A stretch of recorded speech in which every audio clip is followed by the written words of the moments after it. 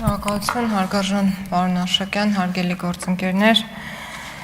Նախագծի ընդունումը պայմանավորված է քրեակատարական հիմնարկներում կալանավորվածներին պահելու վայրերում և ձերբակալված անձանց պահելու վայրերում արգելված առարկաների ներթափանցման դեպքերի կանխարգելման և գործող վարչական պատասխանատվության միջոցների արդյունավետության բարձրացման անհրաժեշտությամբ։ Գործող կարգավորումների կիրառման փորձը ցույց է տալիս, որ ներկայում նախատեսված վարչական տուժերն ու դրանց չափերը բավարար չափով չեն ապահովում իրավախախտումների կանխարգելումը։ Գործնականում արձանագրվում են դեպքեր, երբ անձին կամ ազատության մեջ պահվող անձանց փոխանցում կամ փոխանցելու փորձ են կատարում արգելված առարկաներ,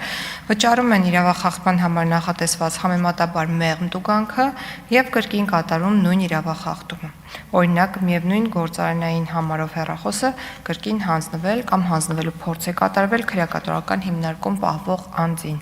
Միաժամանակ գործող կարգավորումները պատասխանատվություն են նախատեսում միայն արգելված առարկաները հանձնելու կամ հանձնելու փորձ կատարելու համար։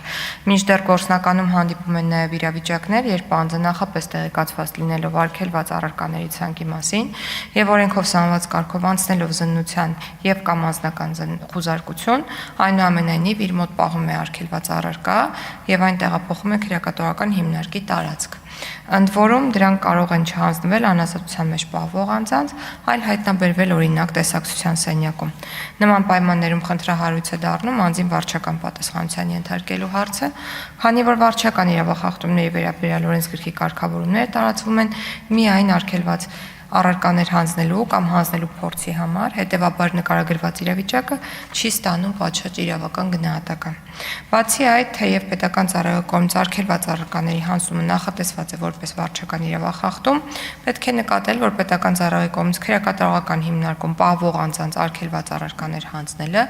ըստ էության Հայաստանի Հանրապետության քրեական օրենսգրքի 441-րդ հոդվածով սահմանված հանցակազմի հատկանիշներ է պարունակում։ Այս համատեքստում անհրաժեշտ է նշել, որ վարչական իրավախախտումների համար վարչական պատասխանատվություն առաջանում է, եթե այդ խախտումներն իրենց բնույթով քրեական պատասխանատվություն չեն առաջացնում գործող օրենսդրությանը համապատասխան։ Վերոգրյալը հիմք է տալիս եզրակացնելու, որ համաչափության, ինչպես նաև կանխարգելիչ նպատակների առավել արդյունավետ իրագործման համար անհրաժեշտ է վերանայել գործող կարգավորումը։ Ըստ այդմ նախագծով առաջարկվում է նախատեսել վարչական պատասխանատվություն քրեակատարական հիմնարկի ներքին և արտաքին օբյեկտներում նշանակված մշտական պահակետով անցած և օրենքով սահմանված կարգով խուզարկություն կամ զննում անցած անձի կողմից իր մոտ արգելված առարկա պահելու համար։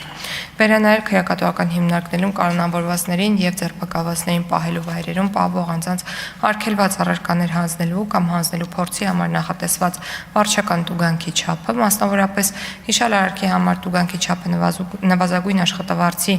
100 պատիկից 300 պատիկի փոխարեն սահմանել նվազագույն աշխատավարձի 200 պատիկից 500 պատիկի չափով, իսկ նույն արարքը վարչական տուժի միջոցներ կիրառելուց հետո 1 տարվա ընթացքում կրկին կատարելու համար տուգանքի չափը նվազագույն աշխատավարձի 200 պատիկից 500 պատիկի փոխարեն սահմանել նվազագույն աշխատավարձի 200 պատիկից 600 պատիկի չափով։ Քննարկվող իրավախախտումների համար որպես վարչական տուժ նախատեսել նաև վարչական իրավախախտում կատարելու գործի կամ անմիջական օբյեկտ հանդիսացող առարկայի բռնագրավումը քրեակատարական հիմնարկներում արգելված իրերի շրջապտույտը կանխելու նպատակով։ Խնդրում եմ կողմ քվեարկել նախագծի ընդունմանը։